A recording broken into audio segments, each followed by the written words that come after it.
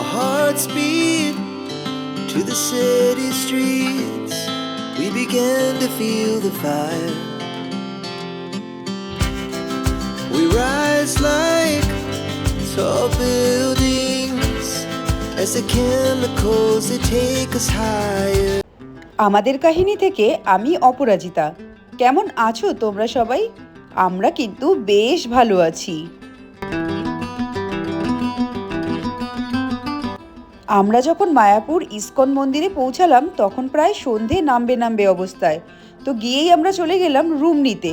আগে থেকে যেহেতু আমাদের রুম বুক করা ছিল না, আর পরশু দিনই ছিল জন্মাষ্টমী, সেই কারণে আমরা খুব ভালো একটা রুম নিতে পারিনি। তাও এক রাত থাকার মতন আমরা একটা রুম নিয়েছি। আর রুম নিয়ে আমরা চলে গেছিলাম খাবার কুপন কাটতে, কারণ 7টা পর্যন্ত এখানে রাতের ডিনারের কুপন দেবে, তাই তাড়াতাড়ি করে আগে কুপনটা কেটে নিয়েছি। মা বাবারা যেহেতু অনেক জার্নি করে এসেছিল, তাই সবাইকে আগে খাইয়ে পাঠিয়ে দিয়েছি। আর ভাইয়ের আস্তে আস্তে একটু লেট হয়েছে, তো আমি ভাইয়ের জন্য অপেক্ষা করছিলাম, কারণ ও মায়াপুরের কিছুই চেনে না। তাই ওকে কিভাবে খাওয়ার জায়গায় নিয়ে যেতে হবে, কিভাবে এখানে খেতে দেয়, ওর জন্য আমি ওয়েট করছিলাম। ও আস্তে আস্তে 8:30 হয়েছিল, আর 9টা পর্যন্ত এখানে ডিনার দেবে। তাই এসে হাত পাত ধুয়ে ওকে বললাম চল আগে ডিনারটা করে নিই, কারণ গেট বন্ধ হয়ে গেলে রাতের খাবারটা অসম্পূর্ণই থেকে যাবে। আমরা যে রাতের ডিনারটা নিয়েছি, এই ডিনারটা 50 টাকার কুপনে ছিল ভাত, ডাল, 2 রকম সবজি ছিল, রুটি ছিল, আর সাথে ছিল একটা মিষ্টি। প্রসাদের স্বাদ সে তো তুলনা হয় না। আমি কিন্তু ইসকন মায়াপুরে বহুবার এসেছি এবং প্রতিটা আলাদা আলাদা জায়গায় খেয়ে দেখেছি। আমার কাছে সবগুলো প্রসাদই যেন ভালো লাগে খেতে। এখানে খেয়ে দিয়ে একটু ক্যাম্পাসটা ভালো করে ঘুরে তারপর আমরা রুমে চলে গেলাম ঘুমাতে। এখন সকালবেলা উঠেছি, আর মায়াপুর মন্দিরে তো তোমরা জানোই মন্দিরের ভেতরে একদমই ফোন অ্যালাউ করে না। তো আমি একদম সকাল সকাল আজকে উঠেছি 4টের সময়। 4:30 সময় ভোর আরতি দেখেছি। ভোর আরতি দেখে বাড়িতে গিয়ে একটু রেস্ট নিয়েছি। তারপর এবার সব বৌদি ঠৌদিদের নিয়ে, মাকে নিয়ে একবারে এসছি আবার মন্দির দেখতে। এখন মন্দির দেখব, ব্রেকফাস্ট করব, সব কাজ করব। আর দেখো চেকিং পোস্টের যে পিছনে মন্দিরটা দেখা যাচ্ছে, এই মন্দিরের ভিতরেই রাধাকৃষ্ণ যে মেন মূর্তিটা রয়েছে সেই মূর্তিটা আছে।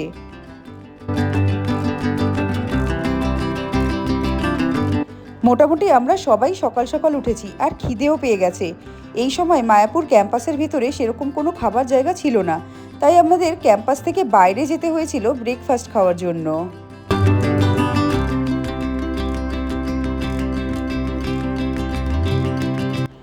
মায়াপুরের যে মেন গেট আছে ঢোকার রাস্তাটা, সেখান থেকেই কিন্তু বাইরে যেতে হবে, বাইরে গিয়ে ব্রেকফাস্ট করতে হবে।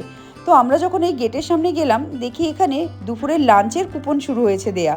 তো আমরাও এখান থেকে কুপন কেটে নিলাম।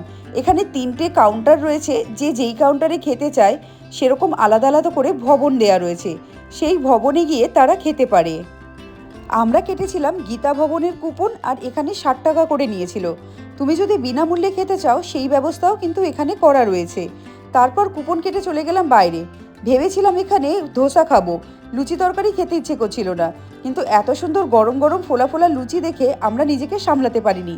তাই অল্প করে লুচি নিয়েছি, যে একটুখানি ওই লোভ সামলাতে না পেরে খেয়ে নিই, তারপর অন্য জায়গায় গিয়ে ধোসা খুঁজে ধোসা খাবো।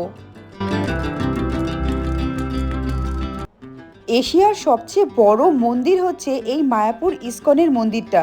এটা যে দেখতে কি ভালো লাগছে, এখনও এই মন্দিরটা কমপ্লিট হয়নি। জানি না কমপ্লিট হওয়ার পর এটা কত সুন্দর লাগবে দেখতে। বাইরে থেকেই কিন্তু অপূর্ব লাগছিল। আর এই মন্দিরে ঢোকার জন্য বিকেলের টাইমিং আছে, কিন্তু আমরা যেহেতু বিকেলবেলা আর থাকবো না, তাই আমরা এই মন্দিরটায় আর ঢুকতে পারিনি। পরে যদি কখনো আসি তখন হয়তো ঢুকতে পারবো।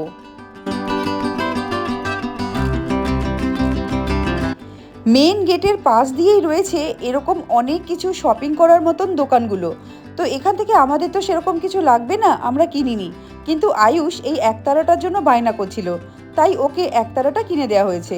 আর বলছিলাম না সকালবেলা ধোসা খাবো, তো এই ক্যাম্পাসের ভেতরেই আমরা একটা জায়গা পেয়েছিলাম, সেখান থেকেই আমরা ধোসা খেয়ে নিয়েছি।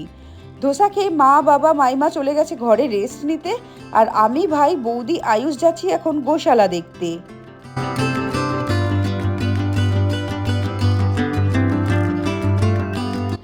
গোশালাতে গরু দেখতে হলে কিন্তু তোমাকে সিঁড়ি দিয়ে উপরে উঠতে হবে, তারপর সব গরুগুলো রাখা এখানে গরু দেখতে পারো।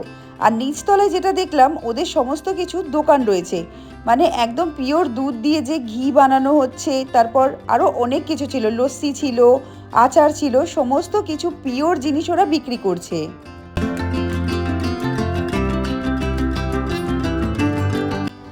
গোশালা যাওয়ার যে রাস্তাটা আছে না, সেটা প্রচণ্ড সুন্দর। দুপাশে পুকুর রয়েছে এবং মাঝখান দিয়ে ছোট্ট একটা রাস্তা, আর চারিদিকে গাছ ভর্তি, ভীষণ সুন্দর। আর আইস তো আবার এখানে পুকুরের জলে মাছও দেখতে পাচ্ছে, ওখানে মাছ দেখবে বলে দাঁড়িয়ে গেছে, তারপর আমরা যেই এগিয়ে গেছি ও দৌড়ে দৌড়ে আবার এসছে।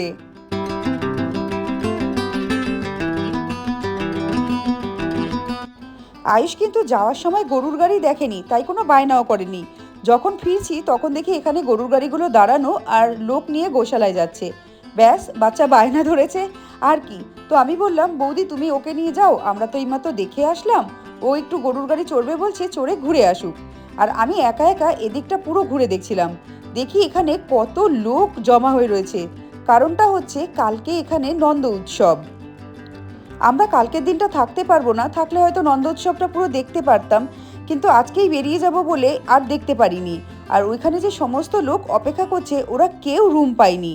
তো এইসব দেখে দুপুরবেলা চলে আসলাম আমরা লাঞ্চ করতে গীতা ভবনে। আইস যেহেতু ছোট, ওর জন্য ছিল হাফ টিকিট। আর এখানে ঢুকেই দেখছি সিনিয়র সিটিজেনের জন্য চেয়ার টেবিলের ব্যবস্থা আছে। যাদের হাঁটু ব্যথা, কোমরে ব্যথা, নিচে বসতে পারবে না, তারা কিন্তু এখানটাই বসছে। বাবাও চলে গেছিল ওখানে, বাবার একটু হাঁটুতে প্রবলেম আছে, নিচে বসতে পারে না, তাই চেয়ার টেবিলে বসেই খেয়েছে। আর আমরা সবাই এখানে নিচে বসে যাওয়ার জন্য লাইন দিয়ে বসে গেছি। বসে যেতেই দেখলাম পাতা আর গ্লাস দিয়ে গেল, তারপর চলে আসলো একে একে খাবার।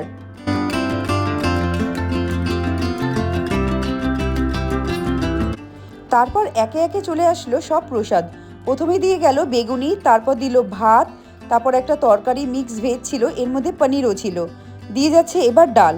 আর ওদের দেয়া সিস্টেমটা কিন্তু প্রচণ্ড সুন্দর। ও হ্যাঁ, খাবারে কিন্তু লবণ কম লাগলে এখানে লবণ দেওয়ারও ব্যবস্থা রয়েছে।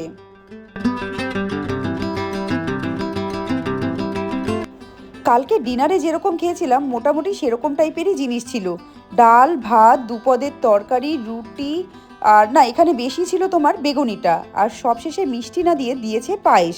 এই ছিল আজকে আমাদের মায়াপুরের দুপুরের লাঞ্চ। আর সব কিছুই মোটামুটি যাচাই হয় বেগুনি আর পায়েস ছাড়া। খাওয়া দাওয়া শেষ করে কিন্তু যে যার পাতা নিজে হাতে করে নিয়ে চলে যায়। আমরা যতবারই মায়াপুর ইস্কনে এসছি না কেন, কোনো বাড়ি কিন্তু বাইরে বা হোটেলে আমরা খাই না। আমাদের এই প্রসাদ খেতে ভীষণ ভালো লাগে।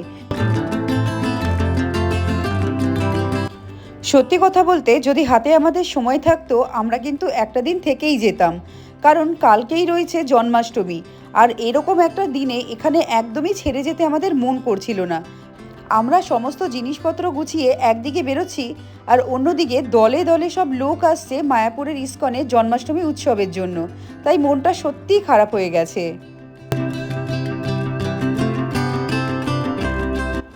আর এবার বাড়ি ফেরার সময় কিন্তু আমরা ডাইরেক্ট টোটো ধরে স্টেশনে যাব না, কারণ আসার সময় ডাইরেক্ট টোটো ধরে যে এসছিলাম পুরো কোমর ধরে গেছে 1 ঘন্টা টোটোতে বসে থাকতে থাকতে। মায়াপুর ইস্কনের গেটের বাইরেই টোটো দাঁড়ানো, তো সেখান থেকে আমরা 20 টাকা করে টোটো ভাড়া দিয়ে চলে এসেছি স্বরূপগঞ্জের ঘাটে। ঘাটে যখন আসছি দেখি ছিটাফোটা মতন বৃষ্টি পড়ছে, তো এখান থেকে 3 টাকা করে বোটের টিকিট কেটে নিলাম। বোট বা নৌকা যে যাই বলো না কেন, তো হালকা ভিজে ভিজেই আমরা চলে যাব এখন ওপারে। আর এইটুকু রাস্তা নৌকায় চড়ে যেতে বেশ ভালোই মজা লাগছিল এই বৃষ্টির দিনে। যদি এটা অনেকটা লং রাস্তা হতো, তবে বৃষ্টির সময় এই নৌকা চড়তে গেলে আমাদের কিন্তু ভয়ই লাগতো। তারপর এখান থেকে নিয়ে নেব আমরা অটো। এই অটো করেই আমরা ডাইরেক্ট চলে যাব কৃষ্ণনগর স্টেশনে। অটো ভাড়া ওই পার হেড 40 টাকা মতো নিয়েছিল। আর অটো করে আসতে কিন্তু ভারী সুন্দর লাগছিল এই চারপাশের পরিবেশ দেখতে। চলে এসেছি স্টেশনে, আর এখান থেকে আমাদের 6:30টার ট্রেন ছিল। এবার ট্রেন ধরে সোজা বাড়ি। আর এই ভিডিওটা এখানেই শেষ করি। টাটা।